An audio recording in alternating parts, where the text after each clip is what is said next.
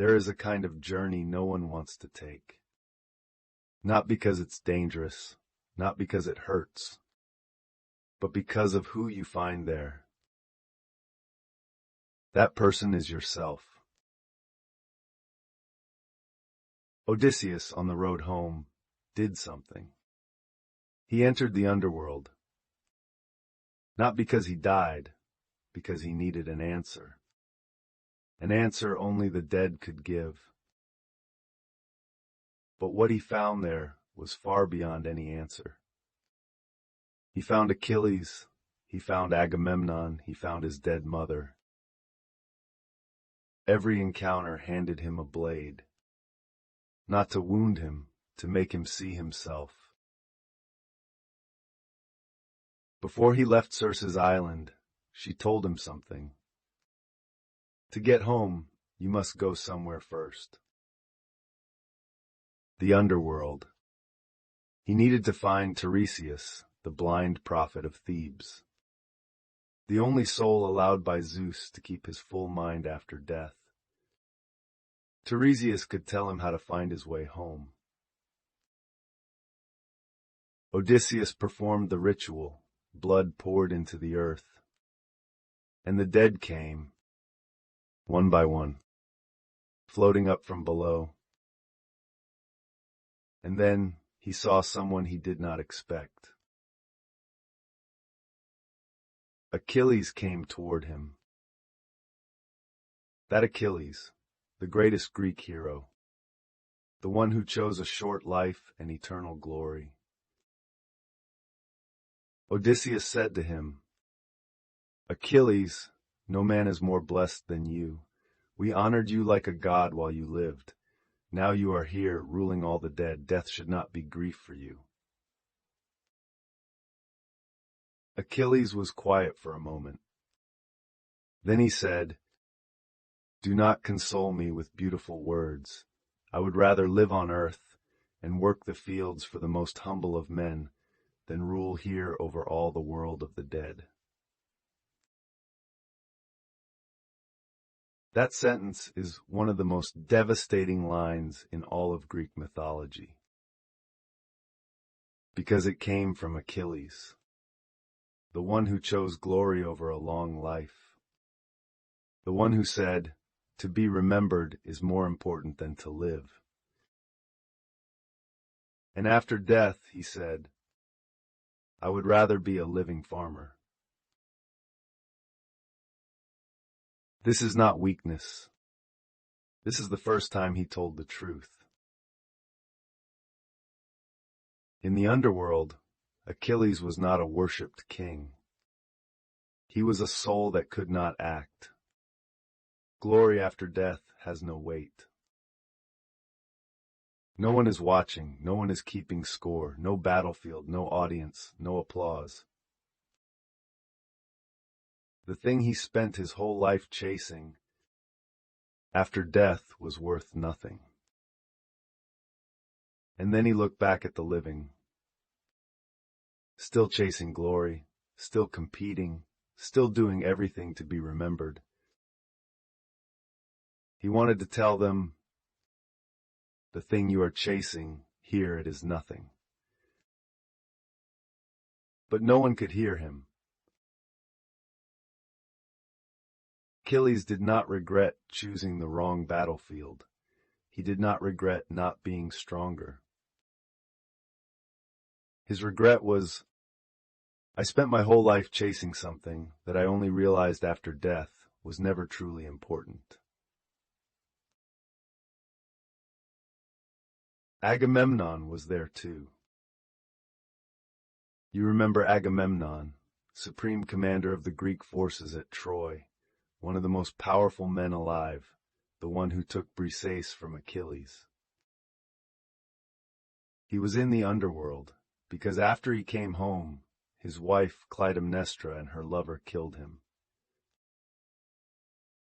In his own bath, Agamemnon looked at Odysseus and said, I will tell you something.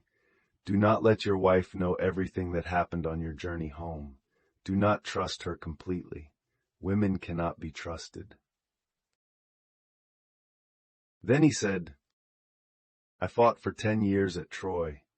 I thought the most dangerous place was the battlefield. But what killed me was no enemy. It was the place I came home to, the place I believed was safest. In the underworld, Agamemnon was not only angry, he was confused. He spent 10 years surviving on the battlefield. He learned how to fight every external enemy. But he never once thought, what had been happening between him and the people closest to him? 10 years away from home, 10 years, his wife alone there. He assumed that coming home was the end of the journey. He never considered that home might be another battlefield, one he was completely unprepared for. In the underworld, he looked back at the men still alive, still fighting out there, still striving, believing that if they handle the outside well, it is enough. He wanted to tell them, you think the most dangerous place is out there. But what killed me was the closest place, the one I never took seriously. No one could hear him. Then Odysseus saw someone he had not expected. His mother, Anticle. When Odysseus left for Troy, she was still alive. He did not know she had died. Her soul appeared before him. Odysseus wanted to hold her. He moved toward her. His arms went through her. He touched nothing. The dead have no body. He tried 3 times the same. His mother said, Child, this is the fate of all who die. We have no bones, no flesh. The soul is like a dream, and it flies away. Then she said, Your father still waits for you. Your son has grown. Your wife still waits. And I died from missing you. Odysseus wept there. This is the heaviest passage in all of the Odyssey. Not because it is dramatic, not because it is grand, because it says something everyone knows, but very few are willing to face. When you left, the world did not pause. In the years you were gone, someone grew old, someone left, and you were not there. I want to bring in something from psychology here. Jung divided the human psyche into several layers. One of them he called the shadow. The shadow is the part of yourself you refuse to acknowledge as yours. Maybe your vulnerability, maybe your anger, maybe your fear, maybe your longing. The things you tell yourself, that is not me, and push down, keep out. Jung said, the deeper you push it, the stronger it becomes. Because you never face it, it begins to appear in your life in ways you don't recognize. Maybe in sudden emotional explosions. Maybe in the same relationship pattern you keep falling into. Maybe in the behavior you know is hurting you, but you cannot stop. The underworld in Jungian terms is that place. The one you don't want to enter, but have to. Odysseus went there to find directions home. But what he found, Achilles told him, glory is a lie. Agamemnon told him, the place you think is safe may be where you are most blind. His mother told him, the years you were absent, the cost was real. 3 things, each one the thing Odysseus least wanted to hear. Achilles' regret made him see his own obsession with glory.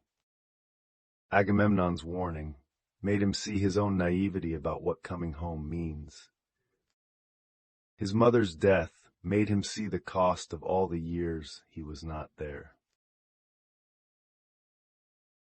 The underworld gave him answers, but the answers were about himself. Have you ever had a day when you suddenly stopped and asked yourself, what have I become? Not on purpose, not by plan, just one morning or one night or in a moment that should have been happy. A question rose from somewhere deep. Is this what I wanted? Psychology calls this existential anxiety, or more commonly, a midlife crisis. But I want to say midlife crisis is not about age. It is the moment you finally stop and see the gap between who you are and who you believed you were. Some people reach it at 30, some not until 50. Some never stop long enough to let the question surface. The emptiness after success, you reached the goal, and then realized it did not feel the way you thought it would. The inability to be still, because the moment you stop, the question begins, and you have to face it. The fear of being alone, because alone is when that question is loudest. These are all the same thing. You are avoiding your own underworld. But Jung said, you can escape for a while, not forever.